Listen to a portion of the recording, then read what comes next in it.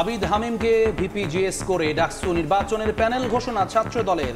প্রকাশনা সম্পাদক পদে মনোনয়ন না দিয়ে জুলাই আন্দোলনে আহত স্বতন্ত্র প্রার্থী তন্নিকে সমর্থন।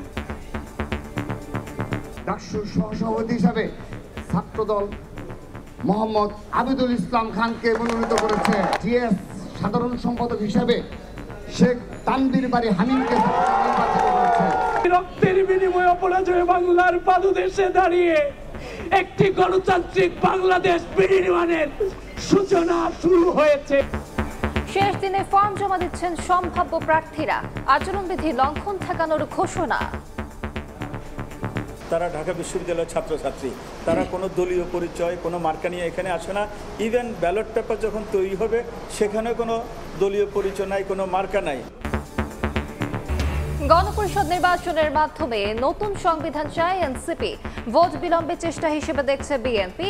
নৈতিক মানোন্নয়ন ছাড়া সমাধান দেখছে না জামায়াত। 2-1 সপ্তাহের মধ্যেই রাজসাক্ষী সাবেক আইজিপি মামুনের জবানবন্দি জানালো প্রসিকিউশন। মানবতা বিরোধী অপরাধের মামলায় শেখ হাসিনার বিরুদ্ধে 6ষ্ঠ দিনের সাক্ষ্য গ্রহণ। তামাক নিয়ে সচেতন করা না গেলে আগামী প্রজন্মের ভবিষ্যৎ অনিশ্চিত, জানালেন প্রধান উপদেষ্টা। অসংক্রামক রোগ প্রতিরোধে আন্তঃমন্ত্রণালয়ের যৌথ স্বাক্ষর।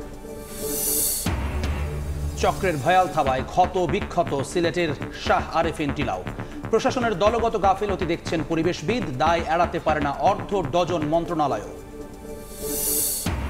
এবং তিস্তা নদীর ওপর মাওলানা ভাসানী সেতুর উদ্বোধন করলেন উপদেষ্টা আসিফ মাহমুদ। গাইবান্ধা কুড়িগ্রাম সরাসরি সড়ক যোগাযোগ শুরু, স্থানীয়দের উচ্ছ্বাস।